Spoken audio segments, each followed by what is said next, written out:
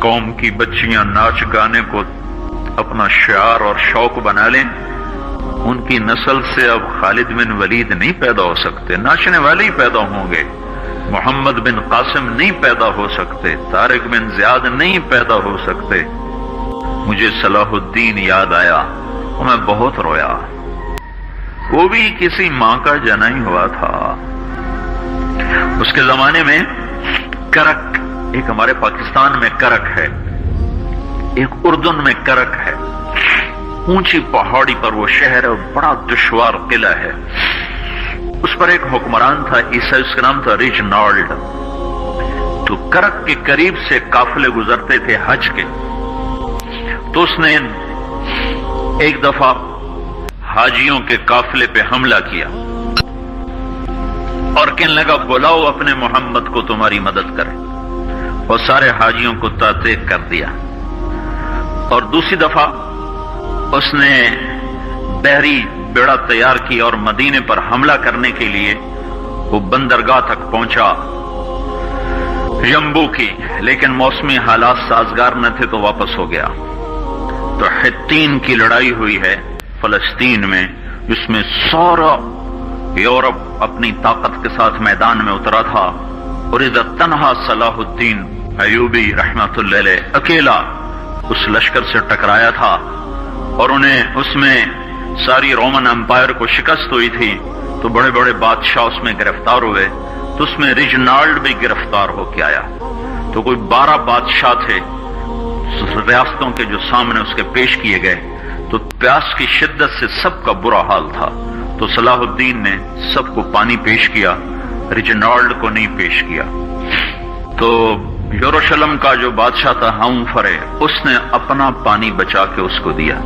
تو صلاح الدین نے کہا یہ پانی تو دے رہا ہے، میں نہیں دے رہا ہوں۔ اسلام میں یہ ہے جب کسی کو پانی پلا دو تو اس پہ تم ہاتھ نہیں اٹھا سکتے، یہ امن کی نشانی ہے۔ تو صلاح الدین نے فوراً اسے کہا یہ پانی تو نے دیا، میں نے نہیں دیا۔ تو پھر انہوں نے ریجنالڈ کو اسلام کی دعوت دی کہ تو مسلمان ہو جا، میں تجھے دعوت دیتا ہوں۔ اس نے انکار کر دیا، کہا میں نہیں ہوتا۔ تو انہوں نے کہا میں نے تیرے قتل کی 2 دفعہ قسم کھائی تھی، ایک جب تو مدینے پہ حملہ آور ہوا تھا تو میں نے قسم کھائی تھی میں تجھے اپنے ہاتھوں سے قتل کروں گا، اور دوسری دفعہ جب تم نے حاجیوں پہ حملہ کر کے کہا تھا بلاؤ محمد کو، تو میں نے قسم کھائی تھی کہ مجھے اللہ نے موقع دیا تو میں اپنے ہاتھ سے تیری گردن اڑاؤں گا۔ آج محمد کا ادنا غلام تیری اس بات پر یہ فریضہ ادا کرنے کے لیے آ رہا ہے، اور اپنی تلوار سے اس کی گردن اڑائی، وہ پیچھے لٹک گئی، پوری نہیں اڑی، پیچھے لٹک گئی، خوفناک منظر بن گیا۔ تو سارے بادشاہوں پہ کب کبھی طاری ہو گئی۔ تو صلاح الدین فرمانے لگے ہمارے مذہب میں یہ نہیں ہے، بادشاہوں کے ساتھ ہم بادشاہوں جیسا ہی سلوک کرتے ہیں، پر یہ حدود سے آگے چلا گیا تھا۔ اب مجھے یہ قصہ بھولا ہوا تھا، مجھے انہی حادثوں میں، انہی ہنگاموں میں وہ یاد آیا، تو بعد تنہائیوں میں بیٹھ کے بے بسی کے آنسو بہ جاتے ہیں، اور اس کے سوا کوئی چارہ نہیں ہے۔ ہماری ساری نسل موسیقی میں ڈوب چکی ہے، جو بدن سرتال پہ تھرکتے ہوں، جو بدن موسیقی کے اوپر ہلتے ہوں، رقص میں آتے ہوں، ان پہ کانٹے ہی اگیں گے، ان پہ صلاح الدین کا پھول نہیں اگ سکتا، ان میں محمد بن قاسم کے پھول نہیں اگ سکتے۔ بانجھ ہو گئی ہے ہماری نسل، اور یہ یورپ کا سحر ہے جو چل گیا ہے، ہماری بے بسی ہے، ہماری بے بسی ہے۔ میں تو بس منت ہی کروں گا اپنے آپ کو پہچانو، اپنی ہستی حیثیت کو پہچانو، اپنی نسبت بدلو۔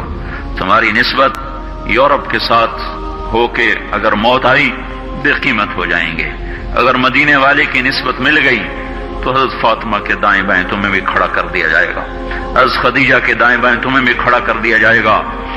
یہ چند دن ہیں، صبر کر لو، گھٹ گھٹ کے مر جانا ہی بیٹیوں کی روایت ہے۔ مشرق کی بیٹی اس نے گھٹ گھٹ کے مرنا ہی سیکھا ہے۔ ہاں، یہ آزادی، یہ آوارگی، یہ مغرب کی عورت کا خاصہ ہے، اور 18ویں صدی تک مغرب میں بھی کوئی عورت ایسے ننگی نہ تھی، اور گھر کی زندگی تھی۔ اس ویڈیو کو شیئر کریں اور مزید ویڈیوز کے لیے ہمارے چینل کو سبسکرائب کریں۔ شکریہ۔